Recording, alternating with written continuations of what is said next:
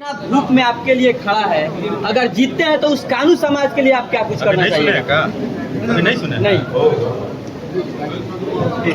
फिर से बोल दीजिए। समाज के लिए क्या कुछ करिएगा?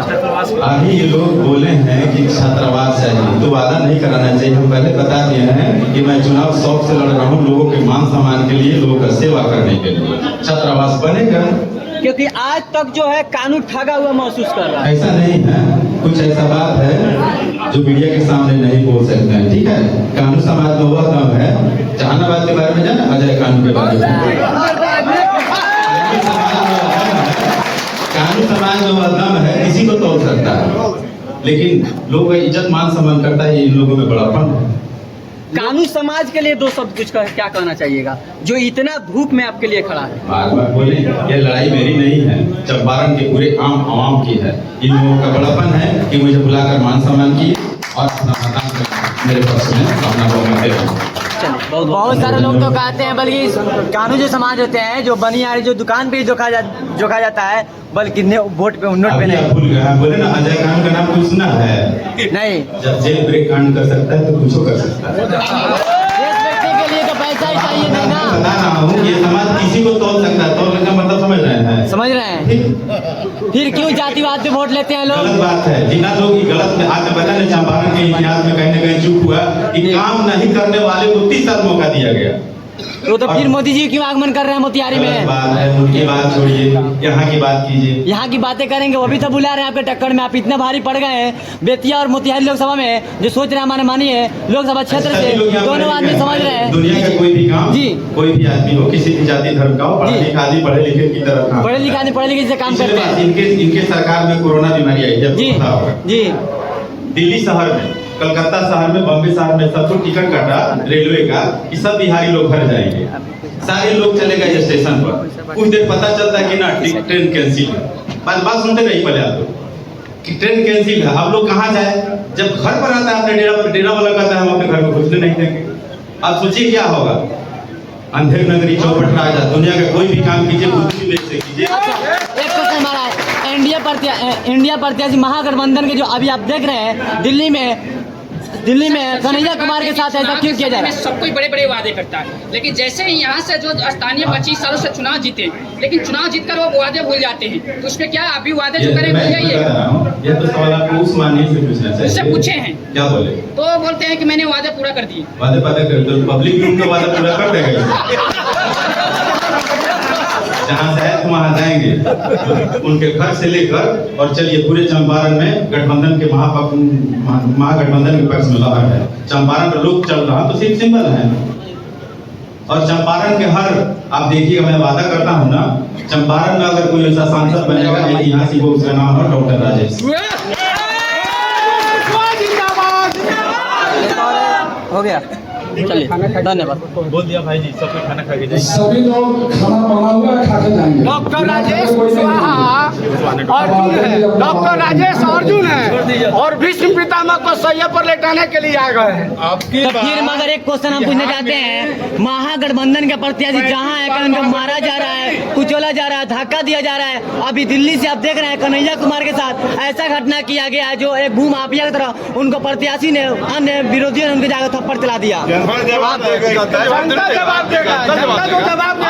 सारा भारत देखेगा। और क्यों ऐसे इंडिया प्रत्याशी साथ क्यों किया जा रहा है?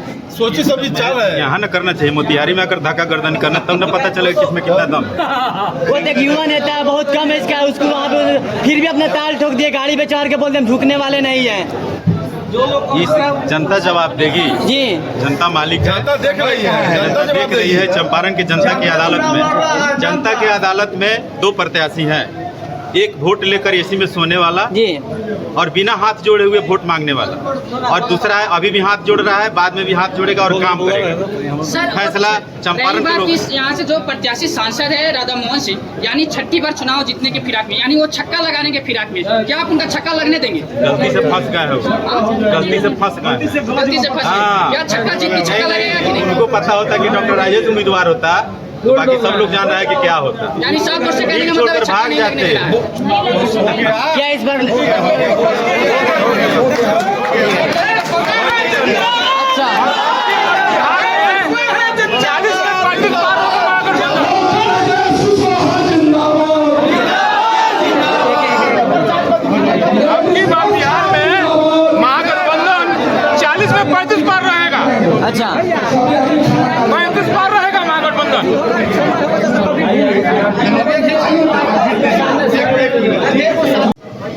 चंपारण के कॉलेज से आए हुए तमाम साथियों, आप सबों का हार्दिक अभिनंदन करते हैं। चालू पर्सन मनावल जाओ, बड़ा वोट कटा था आपने भी,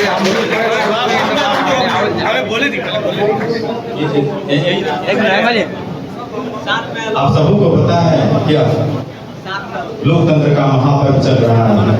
इस घड़ी में हम लोग चंपारण के गली मोहल्ले गांव गांव घूम रहे हैं। कारण है आप सबों को पता है यह चंपारण गांधी क्रांति रही और इसी कड़ी में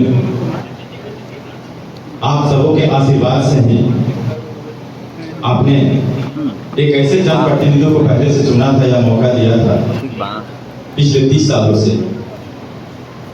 इससे बहुत बड़े बुजुर्ग होंगे, चाहे किसी भी समाज के हों, कानून समाज के नहीं हों, सबसे उम्रदराज आदमी बैठे हैं जो पहले यहाँ के जनप्रतिनिधि थे। क्या कभी हाथ जोड़कर आपसे आशीर्वाद लिए होंगे? नहीं।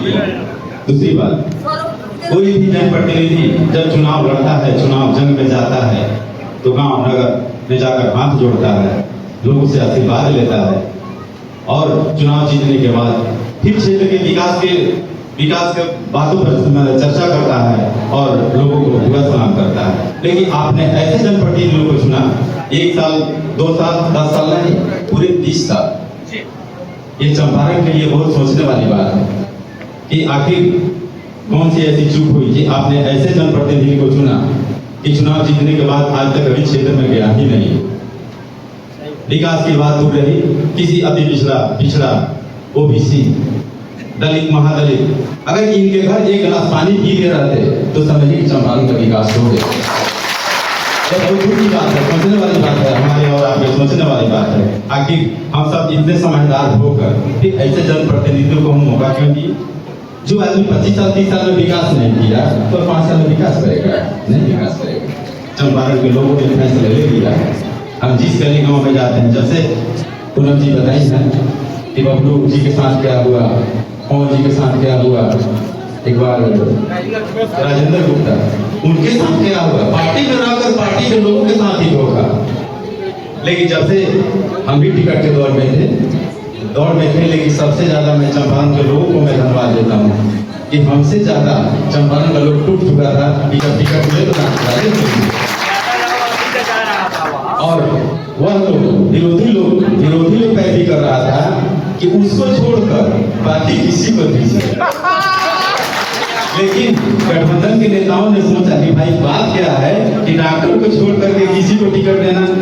वो लोग मुझे फिर बुला करके कहा कि नहीं, जब वो लोग कह रहा कि नहीं इनको नहीं दिया जाएगा तो इसी को दिया जाएगा। आप लोग के आशीर्वाद हम आपको विश्वास करें और इस मैं बार आपसे एक बात और अपील करना चाहता हूँ कि आपने जैसे वह क्या विकास किए हैं आप सबों को पता होगा, लेकिन जो उन्होंने 25 साल मौका दिया, हम भी आपके बीच के रहने वाले हैं और आपके सबसे पहले कानून समाज या चंपारण के किसी भी जाति, कोई भी जाति हो, जब से हम उम्मीदवार बने सारा जाति धर्म टूट कर सभी जाति के लोगों पर आ चुके हैं महागठबंधन के पक्ष में। मैं आपके मान सम्मान के लिए किसी भी हद तक जा सकता हूँ, क्योंकि आप सबको पता है कि हम चुनाव मजबूरी में नहीं शौक से लड़ रहे हैं, लोगों का इज्जत मान सम्मान कर रहे हैं। और बात यहाँ से आया है छात्रावास के लिए, आप जमीन देंगे, छात्रावास बनाना मेरा काम। तो वादा करना नहीं चाहिए, हम हर जगह जा रहे हैं और लोगों से बोल रहे हैं वादा नहीं कराइए, मेरे दिल में क्या है हम करेंगे, आपके दिल में क्या हमको पता है। कहना बहुत कुछ है। 25 मई को लेडीज पर्स पर अपना बटन दबाकर 5 नंबर सीरियल क्रम संख्या 5 पर चंपारण का इतिहास बदलने में आप सभी आदमी सहयोग करें। बहुत बहुत धन्यवाद।